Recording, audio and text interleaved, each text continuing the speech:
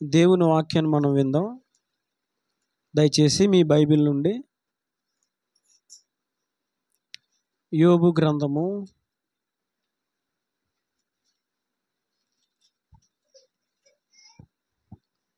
33వ అధ్యాయము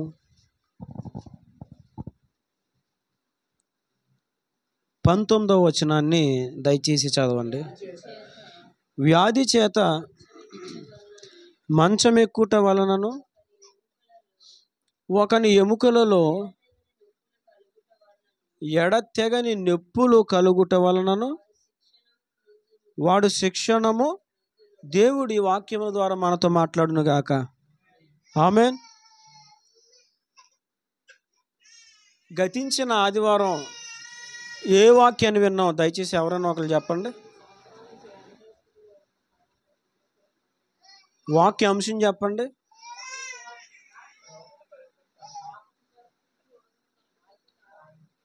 రోగాలు రావడానికి కారణాలు ఏంటి? ఇది మన వాక్యాంశం, అసలు అంశం. మీరు వాక్యం ఎంతవరకు విని గ్రహిస్తున్నారో నాకు తెలియదు. సరే, నేను అడుగుతున్నాను మరలా, మీరు ఎంతవరకు గ్రహించారని తెలుసుకోవడానికి. గతించిన వారం దేవుడు 2 కారణాలు మనతో మాట్లాడారు. రోగాలు రావడానికి గల కారణాలు 2 కారణాలు చెప్పండి. అవేంటి?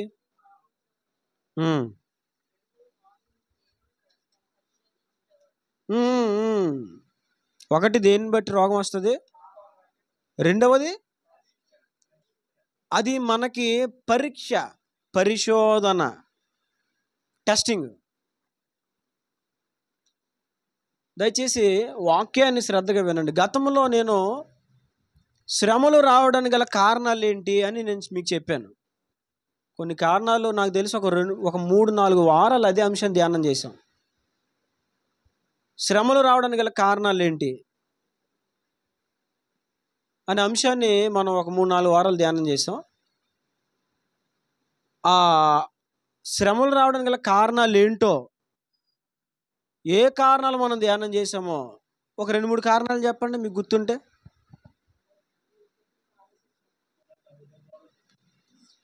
శ్రమలు ఎందుకు వస్తాయి? రాసుకున్నారా? ఒక బాగా చెప్పారు. మనల్ని పరీక్షించడానికి. 2 చెప్పండి. మేలు కొరకు వస్తాయి. అవిధేయత అంటే పాపం బట్టి శ్రమలు వస్తాయి. ఇంకా 3, 5, 6, 7, 8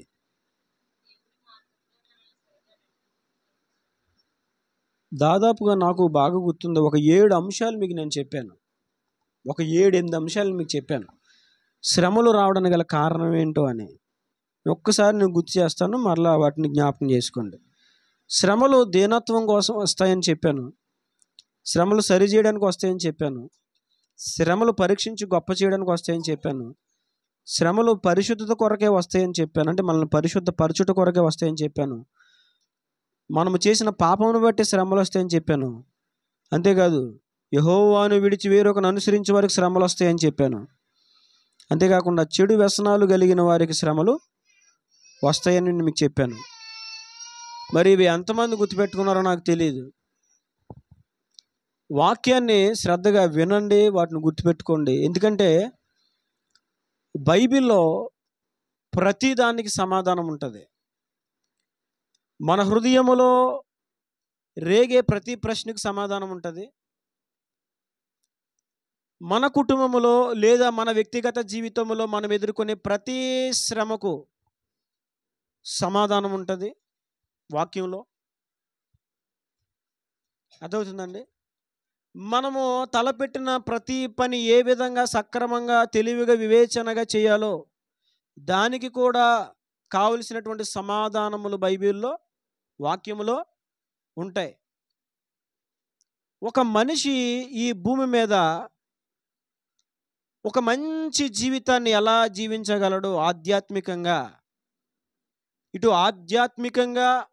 ఇటు భౌతికంగా ఒక మనిషి మంచిగా ఎలా బ్రతకగలడు అని మనిషికి నేర్పించేది కేవలం వాక్యం ఒక్కటే. మీరు బాగా వినాలి, బాగా గుర్తుపెట్టుకోవాలి. విని విడిచిపెట్టొద్దు. ఒకవేళ ఇక్కడ మీకు ఏమైనా ఇక్కడ చెప్పబడుతున్న మాటలు ఏమైనా మర్చిపోతే కనుక మరలా ఆల్రెడీ మీ ఇంటి దగ్గర ఫోన్లు ఉన్నాయి, టీవీలు ఉన్నాయి, ఆల్రెడీ మనం లైవ్ ఇస్తున్నాం, ఛానల్లో పెడుతున్నాం. కాబట్టి ఇంటికి వెళ్ళాక మరలా వినండి, అప్లోడ్ చేయబడిన వీడియోస్ మరలా వినండి.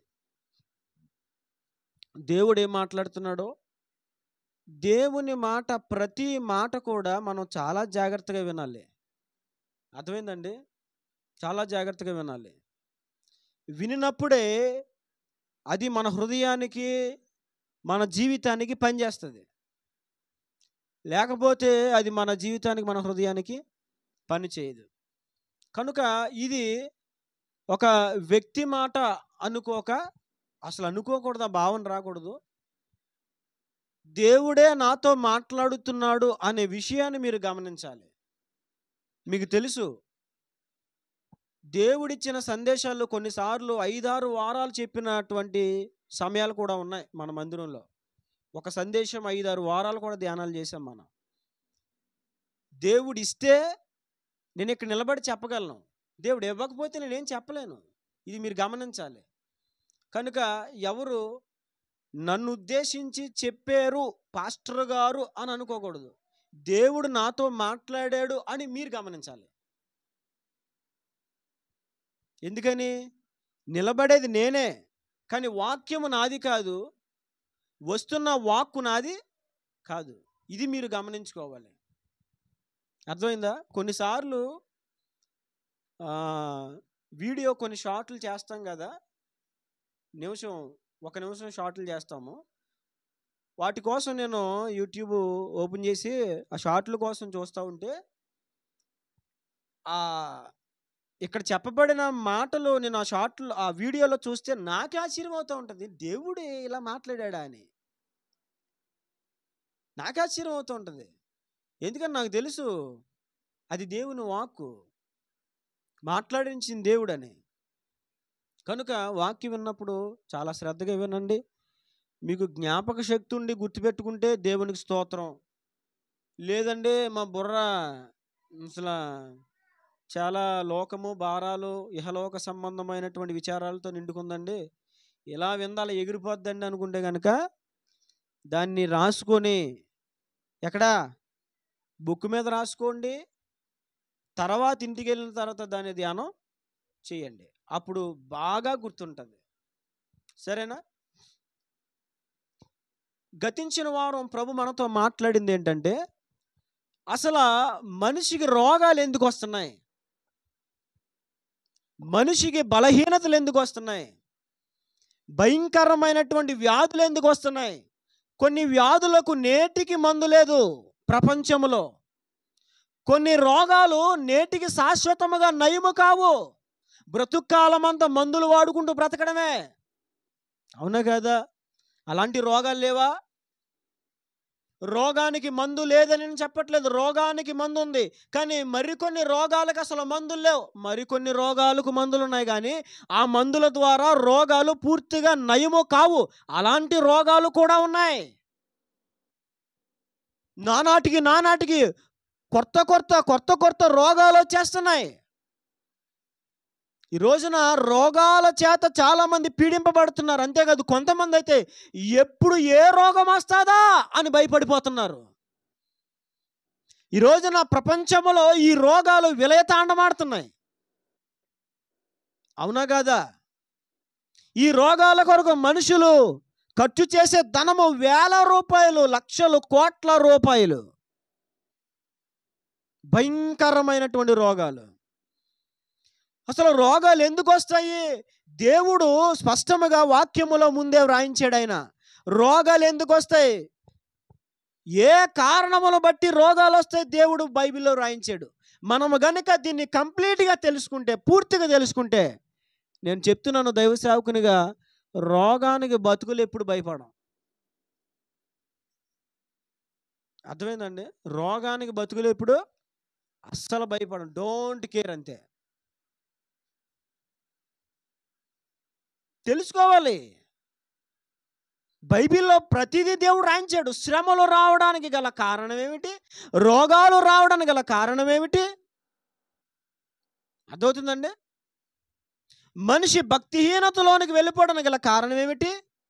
పరిశుద్ధంగా జీవించే క్రమంలో ఒక వ్యక్తి పతనమైపోవడానికి గల కారణం ఏమిటి? స్థిరముగా భక్తిలో నిలబడలేకపోవడానికి గల కారణం ఏమిటి? బైబిల్లో ప్రతిదీ రాయబడింది. మనం చదివితే మనకు అర్థమవుతుంది. అందుకే ఇదే సందర్భంలో ఇంకొక విషయం కూడా నేను జ్ఞాపకం చేస్తున్నాను. వాక్యమును బాగా చదవండి. ఏం చేయాలి? వాక్యాన్ని బాగా చదవండి. రోజు ప్రతి ఉదయం ఈ వారం వాక్యం చెప్తానులే, ముందు కొంచెం మరి మిమ్మల్ని ఏం చేయాలి? సానబెట్టాక అప్పుడు ఫిలప్ చేయాలి.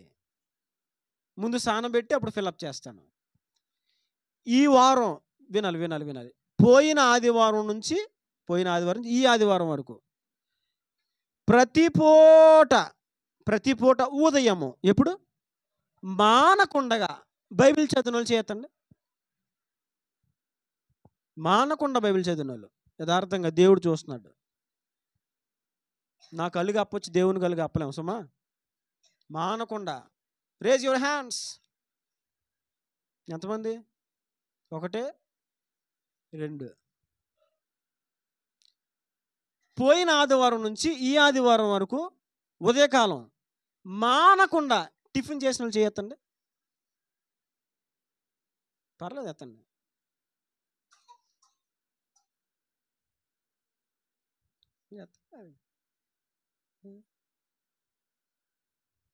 ఎత్తలేదా?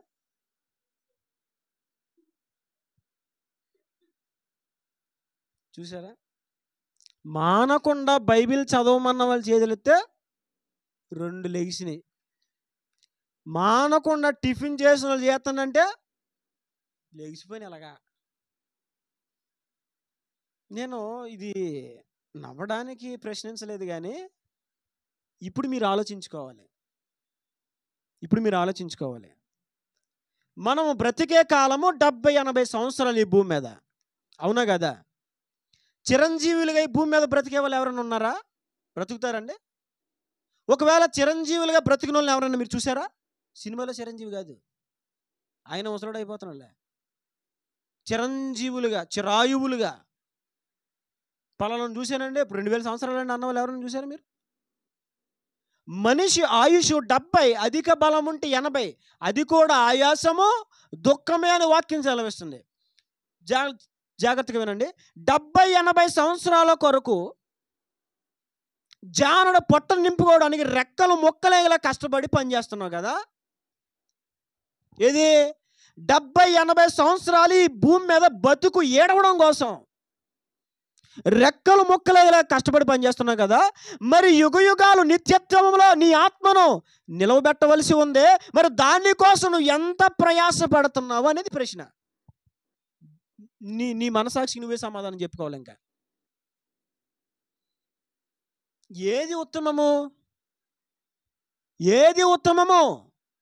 మార్తా విస్తారమైన పనులు పెట్టుకొని నువ్వు తొందరపడుతున్నావు. మేలైనది, ఉత్తమమైనది, యోగ్యమైనది, ప్రాముఖ్యమైనది, శ్రేష్టమైనది, స్థిరమైనది, ఘనమైనది ఒకటే. అదేంటిది? ప్రభు పాదాల దగ్గర కూర్చోవడం. ఇది మానేసి శరీరాన్ని బలపరుచుకుంటున్నావు, మరి ఆత్మను బలపరచవా? శరీరాన్ని ఇంత బలపరుతున్న 70-80 అయితే వెళ్ళిపోవాలి. ఎక్కడికి వెళ్ళిపోవాలండి? చెప్పండి. పువ్వు లాంటిది జీవితం రాలిపోతుంది, గడ్డి లాంటిది జీవితం వాడిపోతుంది. ఏ దినమందైనా ఏ క్షణమైనా రాలిపోతుంది నేస్తమా, వాడిపోతుంది మిత్రమా. అవునా కదా? ఏ నాటికైనా మన దేహము మట్టిలో మట్టి కాక మానదు, ఖాయమే, మట్టిలో మట్టి అయిపోవాలి. కనుక నేను చెప్తున్నాను, ఒక దైవ సేవకునిగా ఒక మాట మీకు తెలియజేస్తున్నాను. క్షయమైపోయే, నాశనమైపోయే, మట్టిలో మట్టిగా కలిసిపోయే ఈ దేహం కోసం కాకుండా యుగయుగాలు దేవుని సన్నిధిలో నిత్యత్వం ముందు నిలవబెట్టవలసిన నీ ఆత్మ కొరకై నిత్యము ప్రయాసపడు. శరీరానికి 3 పూటలు పెట్టడం కాదు, ఆత్మకి పెట్టిపోవా. దేనికి పెట్టాలి? ఎందుకని? అది యుగయుగాలు నిలిచేది. ఆత్మకు చావు లేదు, ఆత్మకు నాశనం లేదు. ఆత్మది లయము కానిది, అది అక్షయమైనది, క్షయమైపోయేది కాదు. దానికోసం ప్రయాసపడండి. వాక్యం బాగా చదవండి. వాక్యాన్ని మీరు చదువుతూ ఉంటే ఈరోజు నాకే కాదు, రోగాలు ఎందుకు వస్తాయని దేవుడు నాకే చెప్తాడా? వాక్యం చదివితే మీకు చెప్తాడు దేవుడు. అవునా కాదా? అర్థమవుతుందండి? వాక్యం చదివితే దేవుడు మీకు చెప్తాడు, నాకే కాదు. చదివిన వారందరూ వాక్యమును గ్రహిస్తారు, చదివిన వారందరూ సత్యమును తెలుసుకుంటారు, చదివిన వారందరూ జీవిత పరమార్థము తెలుసుకుంటారు, చదివిన వారందరూ ఆత్మ సంబంధమైన అనుభవాలు తెలుసుకుంటారు, భవిష్యత్తు విషయాలు తెలుసుకుంటారు. కాబట్టి వాక్యం చదవండి, వాక్యం విషయం నిర్లక్ష్యంగా ఉండొద్దు. సరే, ఈనాటి వాక్య లేఖనాన్ని మనం ధ్యానం చేద్దాం. చూడండి, 19వ వచనం మరలా నేను చదువుతున్నాను. చూడండి, వ్యాధి చేత మంచం ఎక్కుట వలనను ఒకని ఎముకలలో ఎడతెగని నొప్పులు కలుగుట వలనను వాడు శిక్షణము నొందును. రోగాలు రావడానికి 2 కారణాలు దేవుడు గతంలో మనతో మాట్లాడారు. ఒకటి, మనిషి చేసిన పాపము. బాగా గుర్తుపెట్టుకోవాలి. మొట్టమొదటిగా మనిషికి రోగము రావడానికి అధిక కారణాల్లో మొదటి కారణం పాపమే. అందులో సందేహం లేదు. పాపమే రోగాలన్నిటికీ మూలము అనేది నా పాయింట్ కాదు. కానీ ప్రాముఖ్యముగా పాపమును బట్టే రోగాలు వచ్చే అవకాశాలు ఎక్కువ ఉంటాయి. ఇది గమనించాలి. మనం చేసిన పాపమును బట్టే మనకి రోగాలు వస్తాయి. రెండవది, మనల్ని పరిశోధించడానికి రోగాలు వస్తాయి. అందుకు గాను నేను మీకు జ్ఞాపకం చేశాను, గతించిన వారు ఎవరు జ్ఞాపకం చేశాను? పరిశోధించడానికి వస్తాయి అని చెప్తూ ఒక వ్యక్తిని జ్ఞాపకం చేశాను. ఎవరిని చెప్పాలి ఎవరిని జ్ఞాపకం చేశాను? మనల్ని పరిశోధించడానికి కూడా రోగాలు వస్తాయని జ్ఞాపకం చేసిన ఒక వ్యక్తిని. ఎవరిని? యోబుని. నేను శోధింపబడిన మీదట సువర్ణముగా మారతాను. అంటే రోగాలు కొన్నిసార్లు మనల్ని పరిశోధించడానికి కూడా వస్తాయి. ఎంత భక్తి చేస్తున్నా, ఎంత నీతిగా బతుకుతున్నా భయంకరమైన చావు రోగం వస్తుంది మనకి కొన్నిసార్లు. పాపం చేసావనా? కాదు. మరి ఎందుకు వస్తుంది కొన్నిసార్లు రోగం? నిన్ను పరీక్షించడానికి. ఆ పరీక్షలో నువ్వు నిలబడాలి. నీ యథార్థతను కోల్పోకూడదు, నీ నీతిని కోల్పోకూడదు, నీ భక్తిని కోల్పోకూడదు, నీ నిజాయితీని కోల్పోకూడదు, నీ పరిశుద్ధతను నువ్వు కోల్పోకూడదు, నీ నమ్మకత్వాన్ని నువ్వు కోల్పోకూడదు, నీ భక్తి స్టాండర్డ్ నువ్వు కోల్పోకూడదు. దాన్ని జాగ్రత్తగా కాపాడుకోవాలి. ఎప్పుడు కాపాడుకోవాలి? రోగములో కూడా కాపాడుకోగలగాలి. అన్నీ ఉన్నప్పుడు భక్తి చేయడం గొప్పం కాదు, ఏమీ లేనప్పుడు చేయగలగాలి, అది గొప్ప విషయం. అన్నీ ఉన్నవాడు పాడతాడు, ఎంత మంచి దేవుడవేసయ్యా అంటారు. అది కాదు. ఏమీ లేనప్పుడు కూడా నీవు న్యాయవంతుడివి అని చెప్పగలగాలి. అది అన్నీ ఉన్నప్పుడే కాదు, అంతా కోల్పోయిన తర్వాత కూడా ప్రశాంతంగా దేవుని సన్నిధిలో మోకరిల్లగలగాలి. అది నిజమైన భక్తి అంటే. ముందు చూస్తే టెన్షన్, విపరీతమైన టెన్షను. ప్రార్థన చేస్తే సింహాలు గుహలు వేసేస్తారు, విపరీతమైన టెన్షను. కానీ దానియేలు ఏం చేశాడు? యెరూషలేము వైపు ఉన్న కిటికీలు తీసి మోకాల్లోనే యథాప్రకారము దేవుని సన్నిధిలో ప్రార్థన. ఇది రోగములు రావడానికి రెండవ కారణము, అది మన పరిశోధన. అయినను ఆ పరిశోధనలో మన భక్తి జీవితాన్ని కాపాడుకోవాలి. నీకు రోగం వచ్చిందా? యథార్థంగా బ్రతుకుతున్న నీకు రోగం వచ్చిందా? భక్తి చేస్తే నీకు రోగం వస్తుందా? ఏమీ కాదు, అది నీకు ఒక పరీక్ష. ఆ పరీక్షలో నీవు సహనము కోల్పోకుండా, అపవాదికి చోటు ఇవ్వకుండా, నీ భక్తిని జాగ్రత్తగా కాపాడుకొని అది ఒక పరిశోధన నువ్వు గమనించుకొని దేవుణ్ణి స్తుతిస్తూ ముందుకు వెళ్ళిపోవాలి. ఇంకొక మాట చెప్తున్నాను, ఇంకొక మాట చెప్పి ఈ పాయింట్కి వెళ్ళిపోదాం. ఈ పరిశోధనలో ఇప్పుడు యోబుకి పరిశోధన వచ్చింది. దేవుడు పరిశోధించాడు యోబుని రోగము చేత. పరిశోధనలో ఒకానొక సమయంలో ముగింపు పొందుకున్నాడు. ఎవరు? పొందుకొని రెండంతల ఆశీర్వాదాన్ని. ఒక వ్యక్తికి కూడా బైబిల్లో పరిశోధించడానికి రోగం వచ్చింది, లాజరు. ఎవరికి? ఒక వ్యక్తి పరిశోధించబడ్డాడు రోగము చేత, ముగించుకొని రెండంతల ఆశీర్వాదం పొందుకున్నాడు. ఒక వ్యక్తి రోగము చేత పరిశోధించబడి ఈ భూమి మీద ఏ ఆశీర్వాదం పొందుకోకుండా పరిశోధించబడుతూనే చచ్చిపోయాడు. ఈ రెండు విషయాలు మీరు గమనించాలి. ఎందుకంటే అంటే పరిశోధించబడిన తర్వాత మరి రెండంతల ఆశీర్వాదం అన్నారు కదండి అని అనుకుంటారు మీరు. లేదు లేదు, పరిశోధించబడుతూ బ్రతికినంత కాలం నరక యాతన పడుతూ కూడా లాజరు విశ్వాసమును కోల్పోకుండా, భక్తిని కోల్పోకుండా, నీతిని కోల్పోకుండా, యథార్థతను కోల్పోకుండా, దేవుని సహవాసమును మానకుండా పెంట కుప్పలో కూడా దేవునితో ప్రార్థన చేసి దేవునికి మొరపెట్టుకున్నాడు. దేవునితో సహవాసం కలిగి ఉన్నాడు. ఎవరు? లాజరు. అదే రోగముతో అలాగే పరలోకానికి వెళ్ళిపోయాడు. దేవునికి మహిమ కలుగును గాక. అంటే మనల్ని పరిశోధించడానికి రోగాలు వస్తాయి. అయితే కొంతమందికి అయితే ఆ రోగములలో ముగింపు ఉంటుంది, కానీ కొంతమందికి రోగాల్లో ముగింపు ఉండదు. మరి ఏమవుతుంది? రోగాలు భరిస్తూనే ఎక్కడికి వెళ్ళిపోవాలా? చేరిపోవాలి. ఈ రెండు విషయాలు మీరు బాగా గుర్తుపెట్టుకోండి. ఇప్పుడు మూడవ విషయాన్ని మనం ధ్యానం చేస్తున్నాం. రోగాలు ఎందుకు వస్తాయి? అక్కడ మాట్లాడాడు 19వ వచనంలో, వ్యాధి చేత మంచం ఎక్కుట వలన ఒకని ఎముకలలో ఎడతగిన నొప్పులు కలుగుట వలన వాడు శిక్షణము. మూడవ కారణం ఏంటి తెలుసా? మనుషులకు రోగాలు రావడానికి మూడవ కారణం ఏంటంటే ఆ రోగము నీకు ట్రైనింగ్. ఏంటది?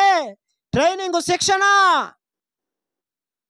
ఎందుకు శిక్షణ? పైన రాయబడిన చూడండి 16వ వచనం, నరులు గర్విష్ఠులు కాకుండా చేయునట్లు, తాము తలచిన కార్యము వారు మానుకొన చేయునట్లు, గోతికి పోకుండా వారిని కాపాడునట్లు, కత్తి వాత నశించకుండా వారిని ప్రాణమును తప్పించినట్లు ఆయన వారి చెవులను తెరవచేయును, వారి కొరకు ఉపదేశము సిద్ధపరచును. అప్పుడు మంచం ఎక్కించి అక్కడ నలగగొట్టి నొప్పులు కలిగించి ట్రైనింగ్ ఇస్తాడు ఆయన. దేవునికి మహిమ కలుగును గాక. కొన్నిసార్లు రోగాలు ఎందుకు వస్తాయి చెప్పండి? ట్రైనింగ్. నిన్ను సానబెట్టడానికి వస్తాయి, ట్యూన్ చేయడానికి వస్తాయి. ఎందుకు వస్తాయి? ట్యూన్ చేయడానికి, నిన్ను సరి చేయడానికి వస్తాయి రోగాలు. నీకు అదొక శిక్షణ. చాలామంది రోగం వచ్చింది ప్రభా, రోగం వచ్చింది తీవే. ఏం దేవుడు రోగం తీవేంటి? నాకు రోగం పాటలేదండి. నీకు రోగం వచ్చినప్పుడు నీవు దేవుని మీద సనగడం కాదు, మూలను కూర్చొని ఆడటం కాదు. మరి చెయ్యాల్సిందేంటో తెలుసా? అసలు రోగం ఎందుకు వచ్చింది? ఆ రోగము వెనకాల కారణము నీ పాపమై ఉండొచ్చు. ఆ రోగానికి వెనకాల కారణము అది నిన్ను దేవుడు పరీక్షించే విధానమై ఉండొచ్చు. మూడవది, నీకు కలిగిన రోగానికి వెనక ఉన్న కారణము దేవుడు నిన్ను శిక్షణలో నడిపిస్తున్న క్రమమై ఉండొచ్చు. కొంతమందికి దేవుడు రోగాలు పెడతాడండి. దేవుడు రోగాలు పెడతాడు. ఏం చేస్తాడు దేవుడు? ఎందుకు పెడతాడు తెలుసా? వినాలి. నువ్వంటే ఇష్టం లేక కాదు. మనిషిలో చూడండి, ఒక విషయం చెప్తాను. పాము చచ్చిన చింత కాదు, చింత తర్వాత చింత పులుపు కూడా ఉందలండి. చింత చచ్చినా ఏం చావదో అది ఒక సామెతే. పాము చచ్చినా తోక ఏం చేస్తుంది? తల సెతగొట్టు పడే, తోక మాత్రం ఊగుతూనే ఉంటుంది అది. అవునా? అలాగా మనిషిలో ఎంత భక్తి చేస్తున్నా ఏదొక చేదు ఏదొక మూలన మెదులుతూ ఉంటుంది. మీకు విషయం చెప్పనా? కొంతమంది ఎంత భక్తి చేస్తున్నా కొన్ని అవిధేయతలు మాత్రం పాతుకుపోతాయి. అది నువ్వు చెప్తే బయటికి రాదు, నేను చెప్తే బయటికి రాదు. అప్పుడు దేవుడు ఏం చేస్తాడు తెలుసా? ఒక్క రోగం పెట్టి చెక్కుతూ ఉంటాడు. ఆ రోగము ద్వారా అప్పుడు ఆ వ్యక్తి ఏమవుతుంటాడు? చెక్కబడతాడు. కొంతమంది ఎంత భక్తి చేస్తున్నా కొంచెం ఇగో ఫీలింగ్ పోతుంది. ఇగో ఫీలింగ్ కొంతమంది ఎంత భక్తి చేస్తున్నా గర్వము పోదు. కొంతమంది ఎంత భక్తి చేస్తున్నా కుళ్ళి స్వభావం పోదు. ఇవన్నీ తీయడానికి దేవుడు కొన్ని రోగాలు పెడతాడు. అవి నిన్ను ట్రైన్ అప్ చేస్తూ ఉంటాయి అన్నమాట. కొడతా ఉంటాయి. పేపర్ కొడతాం కదా, ఏంటది చెప్పాలా మీరు? అది ఫినిషింగ్. ఇప్పుడు చూడండి, చెక్కలు చూడండి, చెక్కలు చెట్టు నుంచి కోసి తీసుకొచ్చినప్పుడు గర్రిగ్గా ఉంటాయి. దాన్ని తీసుకొచ్చి చెక్కి బద్దగా చేసి పేపర్ కొడితే, పేపర్ కొట్టిన తర్వాత చెయ్యిలా పెట్టి చెక్క మీద ఎంత స్మూత్గా ఉంటుందో. ముందు చేయట్టు గర్రిగ్గా తగులుతుంది. అది స్మూత్గా అవ్వాలంటే, నున్నగా అవ్వాలంటే ఏం చేయాలి? కొట్టాలి పేపరు. దేవుడు కొన్నిసార్లు మనల్ని పేపర్ కొడతాడు. ఆయన ఏం చేస్తాడో చెప్పండి? పేపర్ కొడతాడు. నీ ఎత్తులు, నీ గొప్పులు, నీ మచ్చలు, నీ ముళ్ళులు అన్నీ కూడా సెక్కుతాడు అనమాట. ఎలాగా? రోగము ద్వారా. దేని ద్వారా? యథార్థంగా జరిగిన సంఘటన మీకు జ్ఞాపకం చేస్తాను. నేను కల్పిత కథలేం చెప్పను, ఎప్పుడు రావు నా నోటంట. యథార్థమైన సంఘటన, ఆకివీడులో జరిగినటువంటి సంఘటన మీకు జ్ఞాపకం చేస్తాను. ఆకివీడు యేసురత్నం అయ్య గారు అని ఒక సేవకులు, మా తాతయ్య గారు ఆత్మీయ తండ్రి గారు. ఆయన పరిచయం చేస్తున్నటువంటి టైంలో ఒక పోలీస్ ఆఫీసరు, ఎవరండి? Police officer. ఈయన యేసురత్నం అయ్య గారు, బాబు దేవుని నమ్ముకొని ఆయన దేవుని దగ్గరికి రా బాబు అంటే, వెళ్ళండి అయ్య గారు అతను అనే మాట. యేసురత్నం అయ్య గారిని అనేవాడంట, వెళ్ళండి అయ్య గారు, మీరు చెప్పింది మేము వింటే ఇదిగో ఇదిగో కర్రట్టుకుని తిరగాలి అనేవాడంట. మీరు చెప్పింది వింటే కర్రట్టుకుని తిరగాలి అనేవాడంటండి. ఈయన చెప్పినా వినలేదు, ఎంత చెప్పినా వినలా. అయితే ఒకసారి ఏమైంది తెలుసా? ఆయనకి టీబీ వ్యాధి వచ్చింది. ఏ వ్యాధి? టీబీ వ్యాధి వస్తే ఇక బ్రతకడు. ఎన్ని మందులు వేస్తున్న ప్రయోజనం లేకపోతే తీసుకొచ్చారు ఎక్కడికి చెప్పండి. కాదు ఎక్కడ మనకి మెయిన్ సెంటర్ ఏది? అది అక్కడ వైజాగ్లో అది. అక్కడికి వచ్చాడు అయ్యగారు. ఎక్కడి నుంచి? వీడి నుంచి దేవుడు ఇసిరాడు. అక్కడికే, నీకు పేపర్ కొడతాను కదా, పేపర్ కొట్టి నేను చక్కగా తీసుకొస్తాను. చూడండి, దేవుడు మనల్ని నష్టపరచడానికి గాయపరచడు, మనల్ని బాగు చేయడానికే గాయపరుస్తాడు. దేవునికి మహిమ కలుగును గాక. మనల్ని బాగు చేయడానికే గాయపరుస్తాడు ఆయన. అందుకే బైబిల్లో దావీదు దేవుని దండనకు అప్పగించుకుంటాడు తన జీవితాన్ని. ప్రభా, మనుషుల చేతిలో పడడం కంటే నీ చేతిలో పడట ఏ మేలు అని మాట్లాడతాడు ఒక చోట. ఎందుకని? దావీదుకి తెలుసు, దేవుడు శిక్షించాడంటే మరలా కోలుకోగలిగిన సామర్థ్యం ఆయన ఇస్తాడు. దేవుడు దెబ్బ కొట్టాడంటే ఆ గాయమును మరలా ఆయన కంప్లీట్గా మాన్పగలడు. దావీదుకి తెలుసు. కేజీహెచ్లో పెట్టేశారండి. అప్పుడు ఆయనకి, యేసురత్నమయ్య గారికి ఆ విషయం తెలిసి బయలుదేరి వైజాగ్ వచ్చి, టీవీ వ్యాధితో ఉన్నాడు, మరణ పడకల మీద ఉన్నాడని చెప్పి హాస్పిటల్లో తిరుగుతూ, జనరల్ వార్డులో తిరుగుతూ, యథార్థంగా జరిగిన సంఘటన ఇది. బాబు, ఇక్కడ సత్యానందం పోలీసు ఒక ఆయన ఉంటాడయ్యా, టీవీ వ్యాధి వచ్చేసిందని చెప్పి బెడ్లన్నీ అడుగుతూ వెళ్తున్నాడంట. అప్పుడు ఫోన్లు ఏం లేవు కదా. ఇప్పుడు ఫోన్ అట్టుకుని వెళ్తే హాస్పిటల్లో ఫోన్ ఉంటుంది, ఇక్కడ ఫోన్ బయట నుంచి, ఒరే వచ్చాను రా, ఎక్కడ ఏ బెడ్, ఎన్నో నెంబర్ బెడ్, బయటికి రా, ఎన్నో నెంబర్ బెడ్, అవునా ఎక్కడా, ఇదిగో ఫోన్లు తెలిపోతున్నారు. అప్పుడు ఏమి లేవు. ఇక్కడ తెలుసుకుని అక్కడికి వెళ్ళి వెతుక్కోవడమే. జనరల్ వార్డు అంట. ఆ జనరల్ వార్డుకి వెళ్ళిపోయి, పాస్టర్ గారు, బాబు సత్యానందం గారిని ఎక్కడని చూసారా?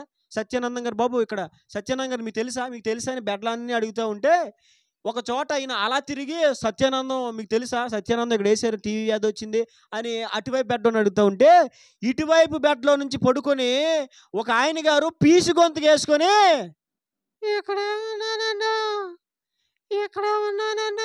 అన్నాడంట. ఎవరైనా? ఎవరో? ఈయనే సత్యానందం గారు.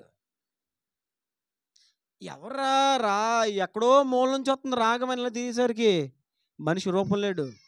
అయ్యా నేనేనయ్యా సత్యానందం, సత్యానందం నేనే అంటున్నాడు. ఎక్కడ? అప్పుడు దైవ సేవకుడు చూసి, దైవ సేవకునికి దేవుడు తండ్రి హృదయం ఇస్తాడండి. తండ్రి హృదయం ఇస్తాడు. ఒక వ్యక్తి నాశనాన్ని చూసి దైవ సేవకుడు సంతోషంగా ఉండలేడు. శత్రువు అయినా సరే భలే జరిగిందని అనుకోలేడు, బాధపడతాడు. ఆ దైవ సేవకుడు చూసి చాలా బాధపడి ప్రార్థన చేశాడంట.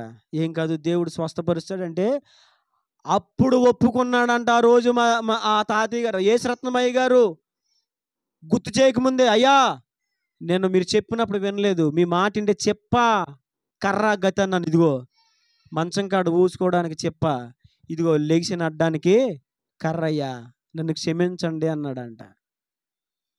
అప్పుడు ఆయన కన్నీళ్లు కాచి ప్రార్థన చేస్తే దేవుడు స్వస్థపరిచాడు.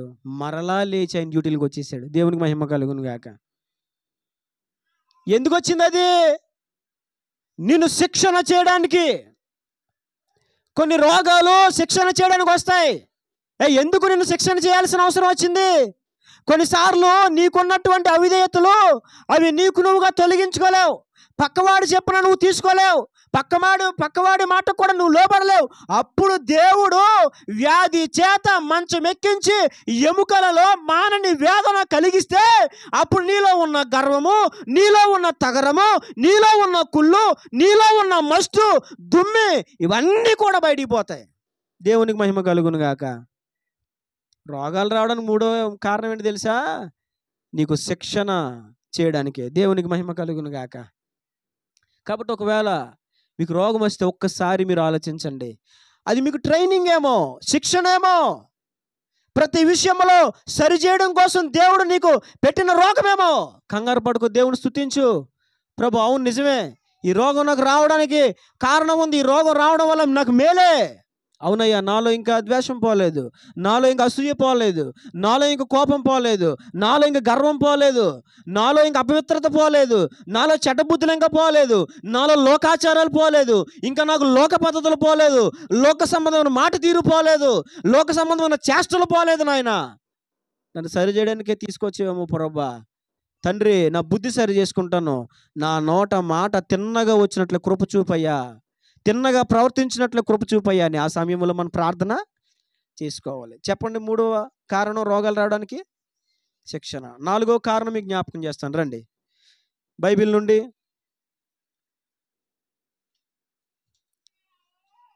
యోహాను సువార్త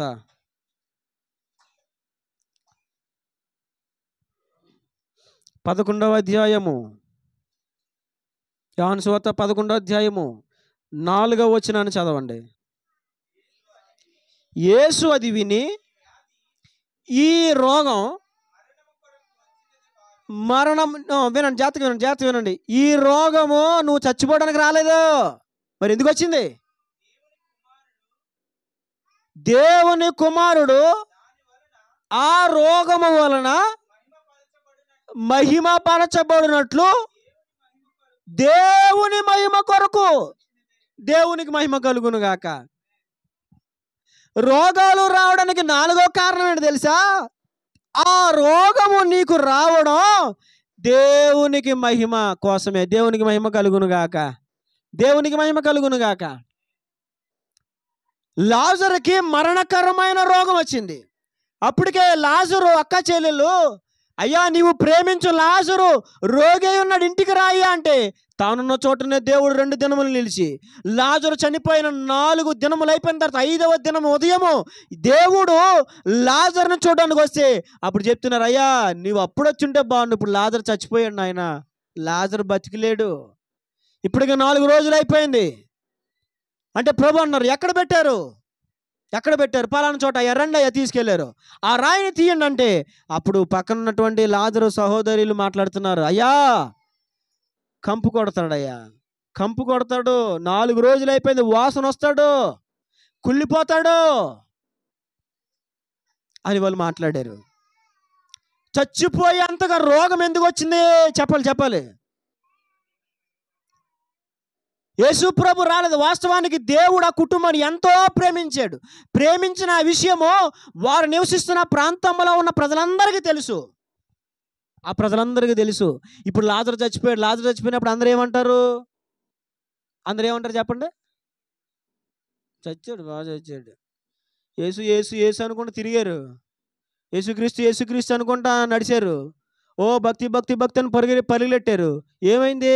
చచ్చాడు. స్వస్థపరిచేవాడు అంట, మరి ఏం చేయలేదంటే ఇక్కడికి రాలేదంటే ఇంకానే అని చెప్పి రకరకాలుగా మాట్లాడుకుంటున్న సమయంలో దేవుడు ఆ ప్రాంతంలోనికి వచ్చి 5వ దినమున లాజరుని దేవుడు తిరిగి, ఇప్పుడు ఈ కార్యము ద్వారా దేవునికి ఏమొచ్చింది? మహిమ వచ్చింది. కొన్నిసార్లు నీకు వచ్చే రోగాలు దేవుని మహిమ కోసమే వస్తాయి. నీకు వచ్చిన రోగాన్ని బట్టి అందరూ నిన్ను తప్పు పడతారు. నీకు వచ్చిన రోగమును బట్టి అందరూ నీ హేళన చేస్తారు. నీకు వచ్చిన రోగమును బట్టి అందరూ నిన్ను తిడతారు. చివరికి నీ భర్త కూడా అంటాడు, ఏటో ప్రార్థన చేత ఎప్పుడు చూసిన రోగమే, నీకు రోగమే, ఉపాసాలు చేసేస్తున్నావు, నీ రోగం పాటలేదు. భర్త కూడా ఏం చేస్తాడు? చెప్పాలి. ఓ ప్రార్థన చేసేస్తున్నా కదా మరి నీ రోగం పోవట్లేదంటే తెలీదు ఆయన గారికి అది దేవుని మహిమ కోసం వచ్చిందని. దేనికోసం వచ్చింది? మహిమ కోసం. మీకు విషయం తెలుసా?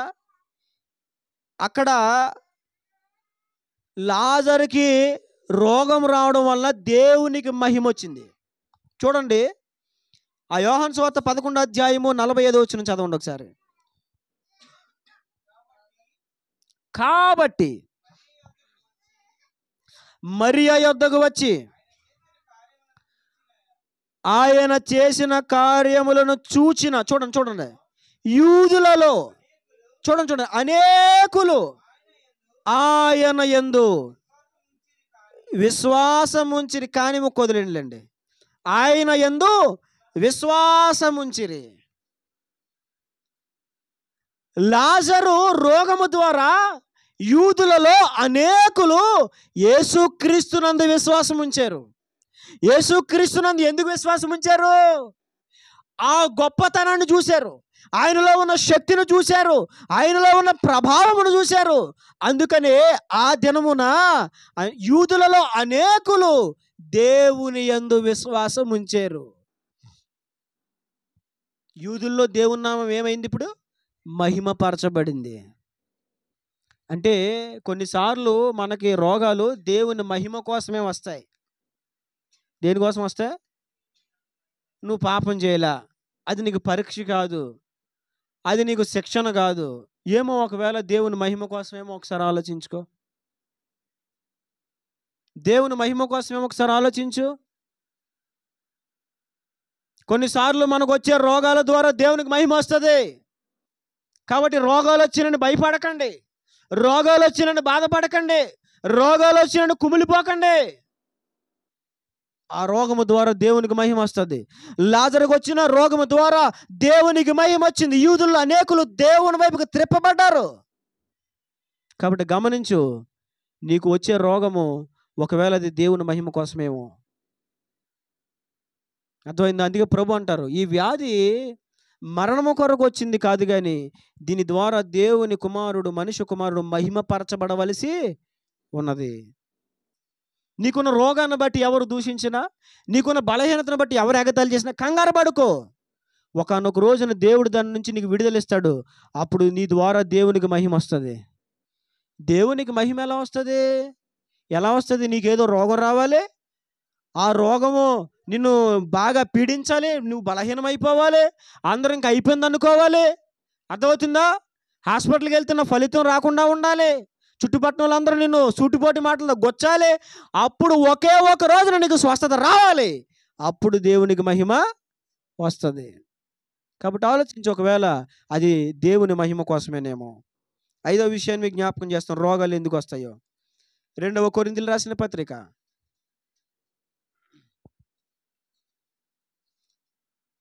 12వ అధ్యాయం 7వ వచనం. 2వ కొరింథీయులకు రాసిన పత్రిక 12వ అధ్యాయము 7వ వచనం. నాకు కలిగిన ప్రత్యక్షతలు బహు విశేషముగా ఉన్నందున నేను అత్యధికముగా చూడండి హెచ్చిపోకుండా, ఏంటది అది?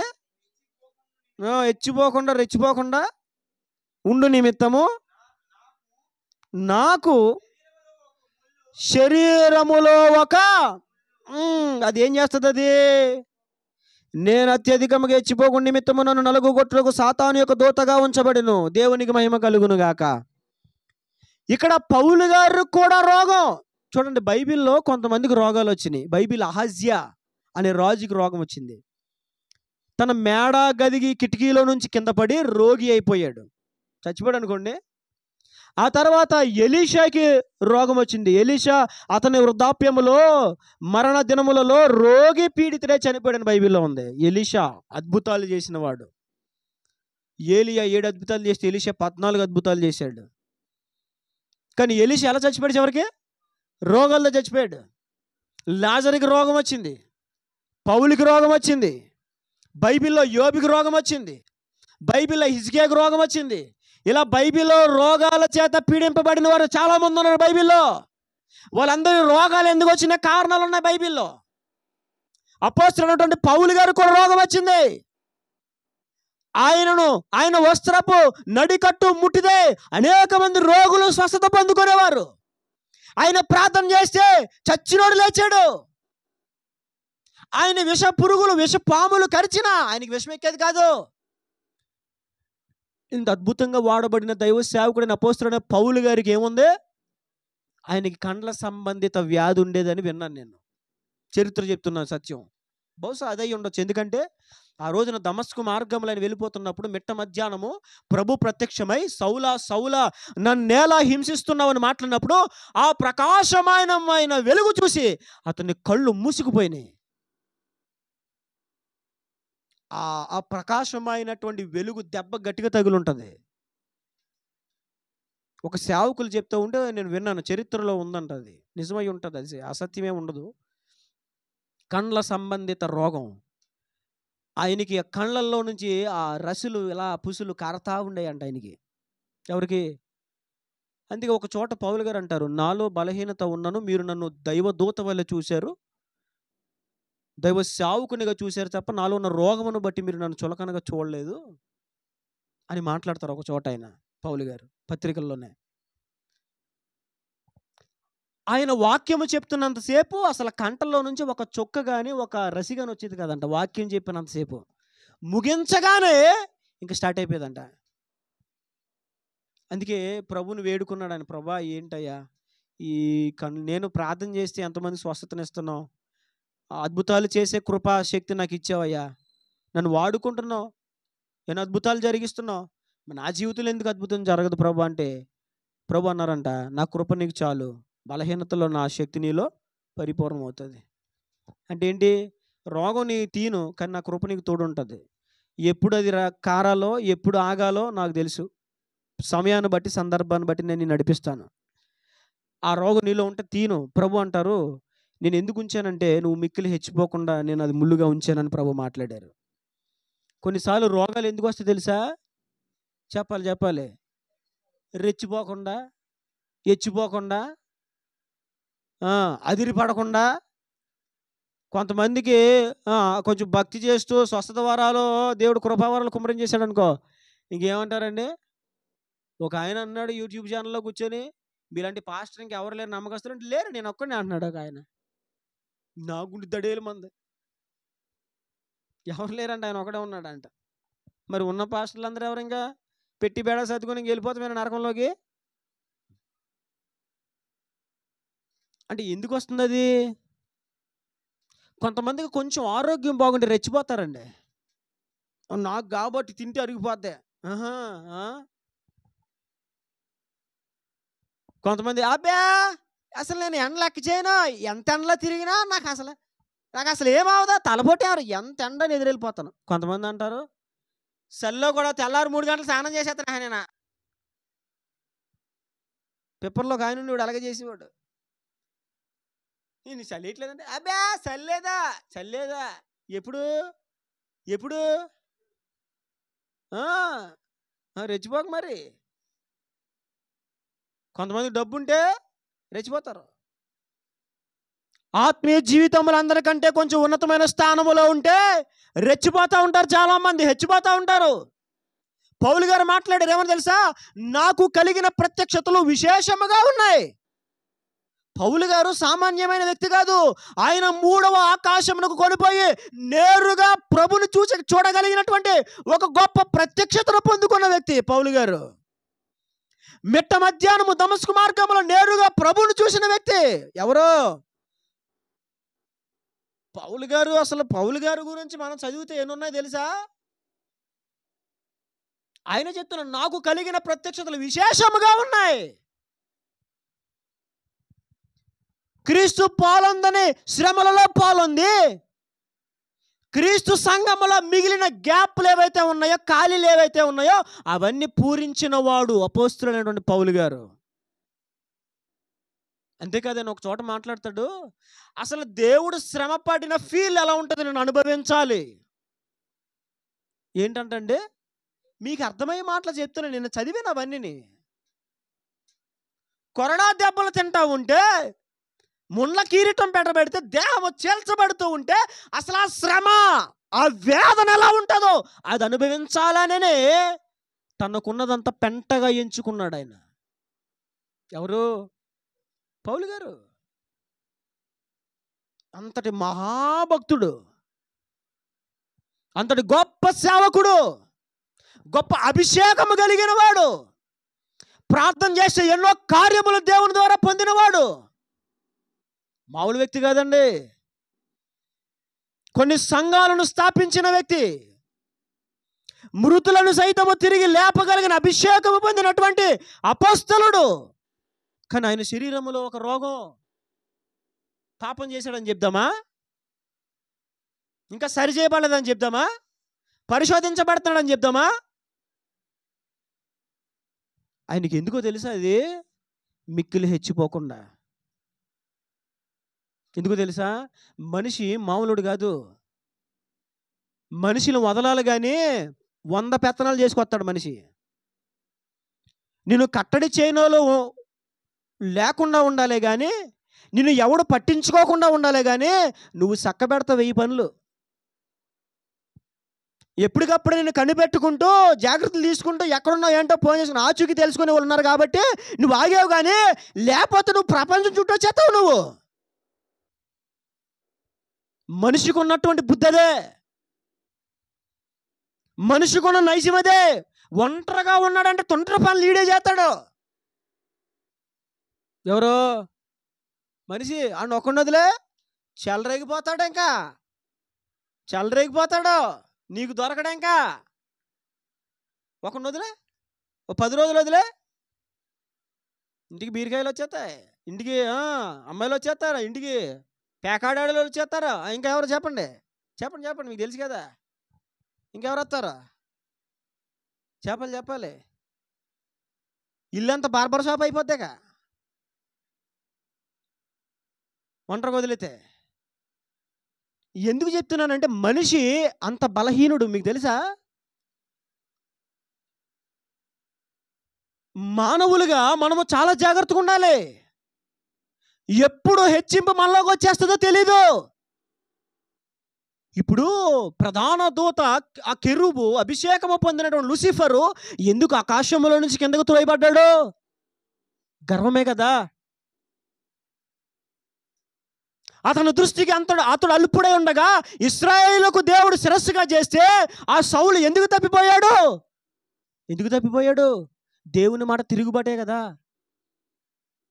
దేవుని మాట లెక్కలేని తనమే కదా అతని పతనానికి కారణమైంది. అయ్యో, నేను ఎంత అల్పస్థితిలో ఉండేవాడిని, ఎంత పిరికివాడిని, ఎంత అసమర్థుడు, ఎంత చేతకాని వాడిని. దేవుడు ఇశ్రాయేలుకు నన్ను శిరస్సుగా చేసి తను అభిషేకించాడు.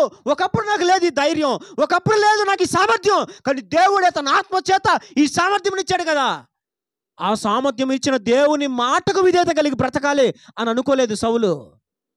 లెక్కలేనితనం మనలో ఎప్పుడు లెక్కలేనితనం వస్తుందో, మనలో ఎప్పుడు పనికిరాని ఆలోచనలు వస్తాయో, మనం ఎప్పుడు పనికిరాని పాడుబుద్ధులు అలవరుచుకుంటే మనకు తెలీదు. అందుకే అవి రాకుండా కొన్నిసార్లు ఒక ముళ్ళుగా దేవుడు నీలో జబ్బెడతాడు. సత్యం ఇది, వాక్య లేఖనాలు చెప్తున్న సత్యం. అర్థమవుతుందండి? ఆ జబ్బు నీకు ఉన్నప్పుడు నువ్వేం చేస్తావు తెలుసా? హెచ్చిపోవు. ఎందుకని? పొడుతూ ఉంటుంది అలాగా, గుచ్చుతూ ఉంటుంది. ఏది ఏం గుచ్చుతుంది చెప్పండి? పిన్నిసా? చెప్పు, ఏం గుచ్చుతుంది? గుండు సూదా? మరేంటిది చెప్పు. వింటలేదా? వింటున్నానన్నా, మరి ఏమంటే చెప్తలేదండి? రోగం. అతనికి కలిగిన ప్రత్యక్షతలు విశేషముగా ఉన్నందున అతని శరీరంలో హెచ్చిపోకుండా దేవుడే ఒక ముళ్ళు ఉంచాడు. ముళ్ళు ఉండాలి. ఒకవేళ అంతటి పౌలు గారి శరీరంలో ముళ్ళు లేకపోతే నేను అనుకుంటున్నాను ఖచ్చితంగా పౌలు గారు తప్పిపోయేవాడే. నిజమది. రోగాలు ఎందుకు వస్తాయి? హెచ్చిపోకుండా ఉండడం కోసం. అతిశయము, గర్వము, అహంకారము, నేనే భక్తి చేస్తానన్న ఆలోచన, నేనే నీతిమంతుని, నేనే మంచివాడిని, నేనే యథార్థపరుని అనేటువంటి భావన, గర్వము, అతిశయము నీలో రాకున్నట్లుగా అది నిన్ను ఏం చేస్తుందంటే పొడుస్తూ ఉంటుంది అప్పుడప్పుడు. అది దేవుడే పెట్టాడు. ఆయన అంటాడు, నా కృప నీకు చాలు. కాబట్టి ఏమో నీ శరీరంలో ఉన్న రోగము నువ్వు మిక్కిలి హెచ్చిపోకుండా వచ్చిందేమో. అది లేకపోతే, అది ఆ కంట్రోలింగ్ లేకపోతే ఏమో నువ్వు ఎక్కడికి పోయేవాడువో, ఏం చేసేవాడువో, నేను అదుపు చేయడం కోసం వచ్చిందేమో. అర్థమవుతుంది నేను చెప్పిన మాట? కనుక శరీరంలో రోగాలు ఎందుకు వస్తాయి చెప్పండి? హెచ్చిపోకుండా ఉండడం కోసం. ఇంకొక జస్ట్ 3 మాటలు ఉన్నాయి, చెప్పేస్తాను. ఇంకొక 3 మాటలు ఉన్నాయి, చెప్పేస్తాను, సరేనా? బైబిల్లో ఉన్న వాక్యాలన్నీ కూడా నేను మీకు తెలియజేస్తున్నాను. అసలు రోగాలు ఎందుకు వస్తాయో చాలా ప్రాముఖ్యమైన విషయాలు ఇవన్నీ. చూడండి, లూకా సువార్త రోగాలు ఎందుకు వస్తాయో మరొక కారణం చూద్దాం.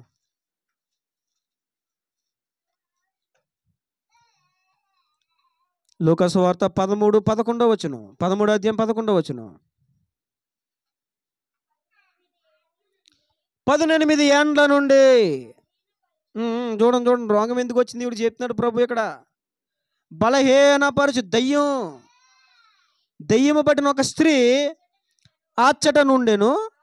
ఆమె నడుము వంగిపోయి ఎంత మాత్రమును చక్కగా నిలవబడలేకుండెను. చాలా జాగ్రత్తగా వినండి. ఒకసారి చెప్పండి, రోగాలు ఎందుకు వస్తాయి ఒక్కొక్కటి చెప్పండి అమ్మా, పాయింట్ వైజ్. పాపము వల్ల రోగాలు వస్తాయి. రెండవది, పరీక్ష కొరకు రోగాలు వస్తాయి. శిక్షణ కొరకు రోగాలు వస్తాయి.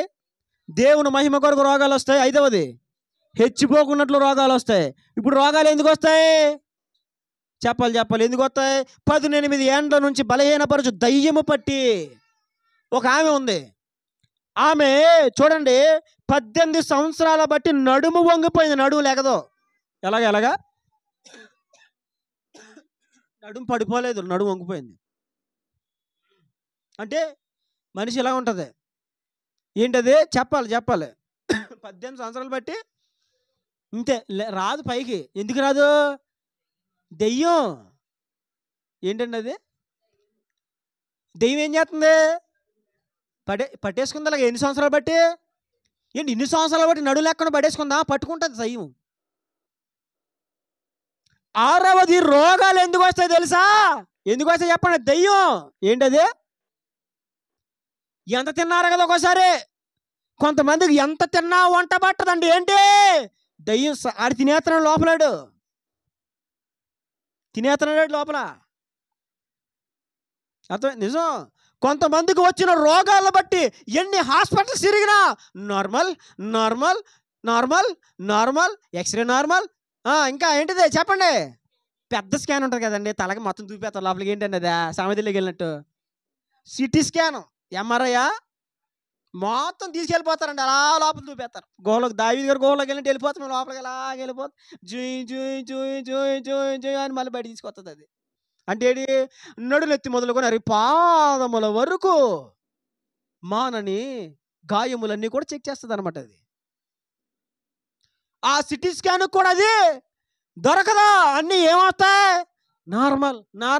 అన్నం దగ్గరికి వెళ్తే అన్నంలో పురుగులు అన్నం బాబా పురుగులు. ఏంటది? దెయ్యం. ఏంటది? దెయ్యం. అంతా బాగానే ఉన్నావు, నీలో గర్వం లేదు, నీలో పాపం లేదు, సరి చేయబడ్డావు, శిక్షణ పొందుకున్నావు, అయినా నీకు రోగం వచ్చిందంటే, నువ్వు అతిశయించట్లేదు, అయినా నీకు రోగం వచ్చిందంటే దయ్యం ఉందని చూసుకోసారి. ఏంటది? నిజం. కొన్ని దయ్యాలు పట్టుకున్నాయంటే రోగము చేత పీడించి పీడించి పీడించి పీడించి పీడించి అంతే, ఫట్, చరిత్ర క్లోజ్. ఇంకా కనుక ఒకవేళ నీలో ఉన్న రోగము దయ్యమేనేమో, ఇప్పుడు ఏం చేయాలి? బలహీనపరచు దురాత్మ యేసు నామములో పో అని ప్రార్థన చేసుకో. అర్థమైందా? ఎన్ని మందులు మింగినా అదే నీరసం, ఎన్ని మందులు వేసుకున్నా అదే లెవెలు, ఎన్ని మందులు వేసుకున్నా అదే జబ్బు, ఎన్ని మందులు వేసుకున్నా అస్సలు తగ్గదు, ఎన్ని మందులు వేసుకున్నా కొంచెం కూడా నయం కాదు. అయితే దయ్యం, అదే దయ్యం. నువ్వు తిన్నంత తినేస్తుంది, నీలోకి వచ్చిన రక్తం అంతా తాగేస్తుంది. అది నిజమండి బాబు. ఏంటది? 18 సంవత్సరాలు బట్టి నడుము లేకుండా వంచేసి ఇంత పట్టేసుకుంది, అంతలాగా నడుము పట్టేసుకుంది. నిన్ను ఎక్కడ పట్టుకుందో చూసుకోసారి, నిన్ను ఎక్కడ పట్టుకుందో చూసుకో, ప్రార్థన చేయి. మెడిసిన్ ద్వారా నీకు క్యూర్ అవ్వట్లేదా? ఆయుర్వేదం వేసుకున్న పని చేయట్లేదా? ఎన్ని మెడిసిన్స్ వాడినా నయం కావట్లేదా? అది ఖచ్చితంగా దురాత్మే. ప్రార్థన చేయి, దేవుడు విడుదలిస్తాడు. దేవునికి మహిమ కలుగును గాక. రోగానికి కారణాలు బైబిల్లో చాలా తేటగా వ్రాయబడ్డాయండి, కనుక తెలుసుకోండి. 6వ కారణం ఏంటి? బలహీనపరచు దురాత్మ, రోగాలు బారిన పడేసే దురాత్మ. దానివల్ల దయ్యాలు, దానివల్ల రోగాలు వస్తాయి. కాబట్టి దాని నుంచి విడుదల కలుగునట్లుగా ప్రార్థన చేసుకోండి. నేను గతంలో ఒకసారి మీకు చెప్పినట్టే ఉన్నాను. హైదరాబాదులో వనస్థలిపురం అనేటువంటి ప్రాంతంలో, వనస్థలిపురం అనే ప్రాంతంలో మీరు కూడా వచ్చారు కదా, మీకు గుర్తుంటుంది. ఒక తల్లిగారికి, పేరు చెప్పనులే, ఆ తల్లిగారికి చాలా దయ్యాలు పట్టుకున్నాయి. దాదాపుగా ఒక 30 పైన దయ్యాలు పట్టుకున్నాయి. ఆమెకి బలహీనతలో తలంత విపరీతమైన మంట, తలంతా ఆవేశం, ఇక శరీరం అంతా పొడిచినట్టుగా ఉండేది. హాస్పిటల్ తీసుకెళ్తే రిపోర్ట్లు ఏమొచ్చేది కాదు. ఆ కుటుంబీకులు చెప్పారు, సుమారుగా ఆమె కోసం 7-8 లక్షలు ఖర్చు పెట్టారు. 7-8 లక్షలు ఖర్చు పెట్టారు కుటుంబీకులు, కానీ పైసా కూడా నయం కాల. ఎందుకు అవ్వలేదు? బలహీనపరుచు దురాత్మ పట్టుకున్నాడు ఆమెని. తలనొప్పి దురాత్మ, కాళ్ళనొప్పి దురాత్మ, నడుము నొప్పి దురాత్మ, ఇంకా చెప్పాలి కీళ్ళ నొప్పుల దురాత్మ. ప్రార్థన చేయగా దేవుడు ఆమెకు సంపూర్ణ విడుదల కలిగించాడు. ఇప్పుడు ఆరోగ్యంగా ఉంది, చక్కగా సాక్ష్యం చెప్పుకుంటుంది ఆవిడ అనేక చోట్ల. యథార్థంగా జరిగిన సంఘటన. అర్థమవుతుందా? రోగాలు దయ్యాలు బట్టి వస్తాయి. రోగాలు రావడానికి దయ్యాలే కారణం, కనుక మీరు ఆలోచించుకోవాలి. తర్వాత రోగాలు రావడానికి మరో కారణం మీకు తెలియజేస్తాను. ఇంక 2 కారణాలు. సామెతల గ్రంథము 25వ అధ్యాయము, రండి చివరి మాటలు. ఇంకా సామెతల గ్రంథము 25వ అధ్యాయము 16వ వచనం. తేనె కనుగొంటివా, తగినంత మట్టుకే త్రాగుము, అధికముగా త్రాగిన ఎడల కక్కివేయుదువేమో. తేనె కనుగొంటివా, బిర్యానీ చూసావా, ఏం చేయాలి? చికెన్ ఫ్రై చూసావా, ఏం చేయాలి? మాట్లాడలేదు ఎవరో, మాకేం తెలియదు అన్నట్టు చూస్తున్నారు అమాయకంగా. చెప్పండి. అస్సలు ఆ పాస్టర్ గారు మాకు అభం శుభం మాకు ఏం తెలియదని బాబాయ్ గారు అన్నట్టు చూస్తున్నారు. మిక్స్డ్ బిర్యానీ కనుగొంటివా, ఫ్రైడ్ రైస్ కనుగొంటివా, నూడిల్స్ కనుగొంటివా, అధికముగా తినకము. ఏమవుతుంది? అది పేగులను చుట్టివేయనేమో. ఎందుకని? మైదా కదా, అది పేగులను చుట్టివేయనేమో. ఏది? నూడిల్స్. అధికంగా తినకో. ఎలాగా అంటే రోగాలు రావడానికి 7వ కారణం ఏంటి తెలుసా? అధిక తిండిపోతాను. తేనె మంచిదే, ఆరోగ్యమే. తేనె ఒక విధంగా ఔషధం కూడా తెలుసా మీకు? ఉదయాన్నే తేనె, నిమ్మకాయ కలుపుకున్న నీళ్లు తాగితే ఒంట్లో ఉన్న ఫ్యాట్ అంతా కూడా ఒక ఔషధంగా పనిచేస్తుంది. కానీ బాగుండదు కదా అని లీటర్ తాగాయి ఏమవుతుంది?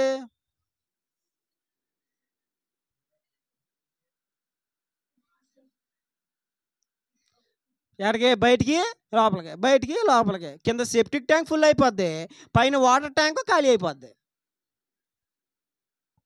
అవునా కాదా? వెళ్ళలేక రాలేక, వెళ్ళలేక రాలేక, గట్టిగా మనకు ఒక 5 అయితే చాలు. అవునా కదా? ముందు ఫస్ట్ అవ్వగానే ఏం కాదులే, అలా అవుతుంది అంతే, తింటే ఏమైపోయిందంటే గట్టిగా 5 కొట్టేసరికి నాసరంగా తిన్నా, దడొచ్చేస్తుంది, కాలు చేతులు దడొచ్చేస్తుంది, హాస్పిటల్ తీసుకెళ్ళరా భయ అయిపోతుందిగా. అవునా కదా? మరి అధికంగా ఎవరు తినమన్నారు నేను? చాలామందికి ఎక్కువ రోగాలు రావడానికి ఏడో కారణం ఏంటో తెలుసా? శృతి మించి తినడం. నేను చెప్తున్నాను, శృతి మించి నేనైనా మీరైనా తినొద్దు. నీ కడుపుకి ఎంత పడుతుందో అంతే తిను. కొంచెం ఎర్రగా కనబడిన 4 ఎక్కువ వేసావా 4 బాధలు 4 బాధది నీ పైన. అది నిజం. నీ కడుపుకి ఎంత పడుతుందో ఇంకొక మాట, నువ్వు పని చేసినప్పుడు తిను, పర్వాలేదు.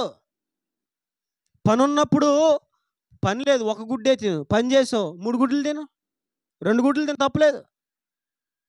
పని లేదు, ఇంటికాడే ఉంటావు, నాకు 3 గుడ్లు వేసా, 3 గుడ్లు తినేసి ఏం చేస్తావు? ఇల్లంతా స్ప్రే కొడతావా? అదే ఏం క్రియేట్ చేద్దామని 3 తినేసి ఇంట్లో ఏం చేద్దామని. అదవుతుందండి. అధికంగా తినకూడదు. ఇవన్నీ మనకు తెలుసు కదా. రోగాలు ఎందుకు వస్తున్నాయి? ఎక్కువగా మనుషులు స్థూలకాయం ఎందుకు వచ్చేస్తుంది? ఎందుకు ఆవేశాలు పెరిగిపోతున్నాయి? ఎందుకు బలహీనతలు వస్తున్నాయి? ఎందుకు అనారోగ్యాలు పదే పదే? మీకు విషయం చెప్పనండి, ఇప్పుడు ఎక్కడ చూసినా తరచుగా ఎక్కువగా ఇదిగో ఈ జబ్బులు, ఈ జ్వరాలు, ఒళ్ళెప్పులు, అవునా కదా, ఎక్కువగా వచ్చేస్తున్నాయి. కారణం ఏంటి? మాట్లాడితే జ్వరం, మాట్లాడితే ఒళ్ళెప్పులు, ఇవన్నీ ఎందుకు వచ్చేస్తున్నాయి? ఇమ్యూనిటీ పవర్ లేదు శరీరంలో. ఎందుకు ఇమ్యూనిటీ పవర్ లేదు? ఎందుకు లేదు? కావాల్సింది తినము, అనవసరమైంది మాత్రం గంప. అనవసరమైంది గంప పెడితే గంపకు కూడా నవ్వులు మింగేస్తారు. అవసరమైంది పెడితే అంటే నాకు యాక్చువల్లీ ఆకలి లేదు, యాక్చువల్లీ ఇందాక తినేసాను అంటే కడుపు కొంచెం ఫుల్గా ఉంది. అదే నీకు ఇష్టమైంది గంప పెడితే మీరు ఎవరైనా తింటారా? వద్దా? సరే నాకు వేసేయండి.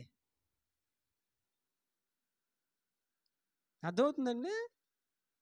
ఎందుకు వస్తున్నాయి బలహీనతలు, రోగాలంటే అధికమైనటువంటి తిండిబోతితనం.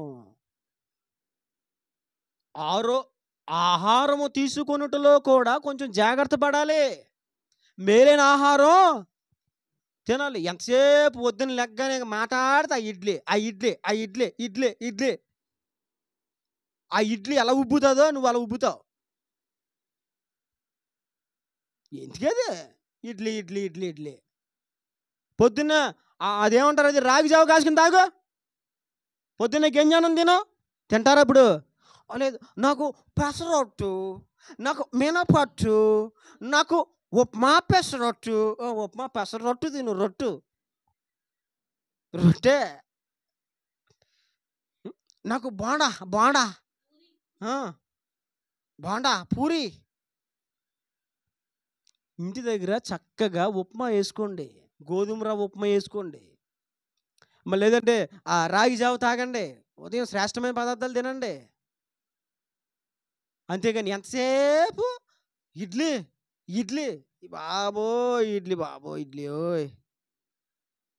సగం ఆరోగ్యాలు అక్కడ పోగొట్టుకుంటున్నారండి చాలామంది. డైట్లు మార్చుకోండి. కొంతమంది డైట్ మార్చరు, అది పడితే అప్పుడు అది పడిపోవాలి అంతే. ఇంకా నువ్వు అప్పుడు తీసుకో శ్రేష్టమైన ఫుడ్ ఇవి. గోధుమ రవ్వ ఉప్మా వేసి పెట్టు, కడుపు నిండదు వాళ్ళకి, కడుపు నిండదు. అది అయిపోయిన తర్వాత 2 ఇడ్లీ పాసిపోయిన చట్నీ సెట్టే, 2 ఇడ్లీ తినేసి అప్పుడు కడుపు నిండింది. నిండుతుంది. అది లోపలికి వెళ్ళి చేయాల్సిన చేత ఉంటుంది అక్కడ. అది లోపల వెళ్ళి అసలే చట్నీ పులిసిపోద్ది. అది లోపలికి పోయి ఇంకా పులిసిపోద్ది. పులిసిపోయి లోపల మొత్తం బుడగలు ఉత్పన్నమైపోయి గుడగుడ గడగడ లోపల నానా రకాల అయినటువంటి కార్యక్రమాలు లోపల జరుగుతూ ఉంటాయి. మీకు తెలీదు. అర్థమవుతుందా? నేను నవ్వడానికి చెప్పట్లేదు కానీ బైబిల్లో రాయబడిన సత్యం అది. తేనె వాస్తవానికి ఒక శ్రేష్టమైన పదార్థమే, ఆరోగ్యకరమైనదే. కానీ అది కూడా అధికంగా తాగొద్దు, కక్కేస్తామని చెప్తున్నాడు భక్తుడు. మంచిదే హాని చేసినప్పుడు మరి చెడ్డదే మనకు హాని చేసి అనారోగ్యాలకి కారణంగా మారదా? అర్థమైందా? మంచిదే మనకి హాని చేసినప్పుడు చెడ్డదే మనకి అనారోగ్యాలు రావడానికి కారణం అవుదా? ఖచ్చితంగా కారణం అవుతుంది. ఆలోచించుకొని అనారోగ్యాలకు కారణం పనికిరాని ఫుడ్ తినడం వల్లనేమో, అధికంగా తిన్నదానిగా పనికి మించిన అధికమైనటువంటి ఆహారం తినడమేమో. ఆలోచించుకోండి. నగ్న సత్యాలండి ఇవి, బైబిల్లో రాయబడ్డాయి. డాక్టర్ల వరకు వెళ్ళవసరం లేదు. బైబిల్లో ప్రతిదానికి రెమెడీ ఉంది. బైబిల్లో ప్రతిదానికి ఆన్సర్ రాయబడ్డది. ఎందుకు నీకు రోగం వస్తుంది, ఎందుకు బలహీనత వస్తుంది, ఏది శ్రేష్టమైన ఫుడ్డో చూసుకున్నది చక్కగా తిను. తిన్నది కొంచెం తిను, కడుపు నిండగా తిను, అధికంగా తినకో. ఏలేడితే అందుతుంది అన్నట్టుగా తినొద్దు. కడుపు నిండిందా చాలు. అధికంగా తింటే ప్రయోజనం ఏముంది? అధికంగా తినేస్తే ఆ బొట్ట పట్టేసి బోర్లాగా పడుకోలేరు కొంతమంది. ఇంకెక్కడ పడుకున్నావు నువ్వు బోర్లాగా? అదేమో గడ్డిమెట్ల గడ్డ అయిపోద్ది. అవునా కదా? ఇప్పుడు దాన్ని అణిచిపెట్టి పడుకోవాలంటే అది ఎక్కడ అనుకుంటుంది? అది ఎక్కడ అనుకుంటుంది? లోపల మొత్తం పేగులన్నీ కూడా ఇబ్బంది పడిపోతాయి. అవునా కదా? ఖాళీ పొట్ట మీద ఎవరైనా ఎక్కువ కూర్చుంటే ఎలా ఉంటుందో, పొట్ట నిండగా తినేసి బోర్లా పడుకుంటే అలాగే ఉంటుంది. కనుక చక్కగా ఎంత కావాలో అంత తినాలి. శ్రేష్టమైన ఆహారాన్ని, మన ఆరోగ్యాలు మనం కాపాడుకోవాలి. అందుకే రోగాలు బలహీనతలు ఈ రోజున. అర్థమవుతుందండి? అందుకని మా ఇంట్లో అసలు బయట టిఫిన్కి అస్సలు ప్రిఫరెన్స్ ఇవ్వను నేను. నా భార్యకి చెప్పేశాను, ఇడ్లీలు నువ్వు అసలు వేయకు ఇంట్లో. టిఫిన్లు కంప్లీట్గా మానేయాలి. ఫ్రూట్స్ ఉంటే ఫ్రూట్స్ తినేస్తాను నేను పొద్దున్న, లేదంటే ఉప్మా వేస్తే ఉప్మా తింటాను అంతవరకే. ఏదైనా ఎప్పుడైనా తప్పని పరిస్థితిలో, ఎప్పుడైనా అసలు ఇడ్లీ జోలికి పోనండి. ఎప్పుడైనా తింటే ఒకటే లేదు 2 ఇడ్లీ తింటాను, అది కూడా ఇష్టం లేక తింటాను. కనుక ఆహార విషయంలో జాగ్రత్త. ఒకవేళ ఆహార విషయంలో జాగ్రత్తగా ఉండక అధికంగా తినడం వల్ల ఒకవేళ అనారోగ్యాలు వచ్చినాయేమో ఒకసారి ఆలోచించుకో. ప్రభు మాట్లాడుతున్నారు, ఎప్పటి నుంచి పద్ధతులు మార్చుకోండి, అనారోగ్యాలకు దూరంగా ఉండండి. ఎందుకు రోగాలు వస్తాయో దేవుడు మాట్లాడుతూ వచ్చారు. చివరి మాటని జ్ఞాపకం చేస్తున్నారు. ఈ రోజున అనారోగ్యాలు రావడానికి గల కారణం ఏంటంటే కలుషిత ఆహారము. ఏ ఆహారం అది? కలుషిత ఆహారం. ఏది కలుషిత ఆహారమో, ఏది శ్రేష్టమైన ఆహారమో చూసుకోండి. కలుషిత ఆహారాలు తింటే మరి అనారోగ్యాలు రాకుండా ఏమొస్తే, ఒకప్పుడు యాపిల్స్ చూడండి. ఒకప్పుడు యాపిల్స్ ఇలా కొరికితే జామకాయ ఉన్నట్టు గట్టిగా ఉండేవి. ఇప్పుడు యాపిల్స్ ఎలా ఉన్నాయి తెలుసు? దూదిలా ఉంటున్నాయి. దూదిలా ఉన్నాయండి. చక్కగా ఇలా కొరికితే టక్మనేది అప్పుడు యాపిల్. ఇప్పుడు యాపిల్ మొత్తం స్మూత్ అండి, స్పాంజ్లా ఉన్నాయి. ఎంత కలుషితం అయిపోయింది ఆహారం చూసుకోండి. కనుక ఏది శ్రేష్టమైనదో ఆలోచించుకోండి. శ్రేష్టమైన ఫుడ్ ఏది మీకు తెలిసిన ప్రత్యేకంగా చెప్పవసరం లేదు. మీరు పెద్దోళ్ళు, అన్నింటిలో ఆరితేరిన వాళ్ళు. జాగ్రత్త చూసుకొని శ్రేష్టమైన ఆహారం తీసుకోండి. అర్థమవుతుందా? అనారోగ్యాలు ఎందుకు వస్తాయో దేవుడు మనతో మాట్లాడి ఇవన్నీ రాసుకోండి. ఒక్కసారి ఇంటికి వెళ్ళిన తర్వాత మళ్ళీ చూసుకోండి. ప్రభా, ఒకవేళ నాకు అనారోగ్యానికి రావడానికి గల కారణం ఏంటి? ఒకవేళ నా పాపమా, లేదా ఇది నాకు పరీక్ష, నన్ను సరి చేయడానికా, ఇది నేను హెచ్చిపోకుండా ఉండడం కోసమా అని ఒకసారి మీరు అది ముందు పెట్టుకొని చూసుకోండి, ధ్యానం చేసుకోండి. ఎందుకు మీకు అనారోగ్యాలు వచ్చినాయో దేవుడు తేటగా మాట్లాడతాడు. ఎందుకు వచ్చిందో ఆ కారణం తెలుసుకోండి. దాని విషయమే దేవుని దగ్గర విచారణ చేయండి. దేవుడు మీ ప్రతి బలహీనతలు తొలగించి ఆత్మీయతలోను, ఆర్థికంగాను, భౌతికంగా, శరీరపరంగా కూడా దేవుడు మిమ్మల్ని ఆరోగ్యవంతులుగా చేసి రోగమును నిర్మూలించి సంపూర్ణ స్వస్థత దయచేస్తాడు. దేవుడి మాటలు మన వెనుకలు దీవించి ఫలింపచేయునుగాక. ఆమెన్.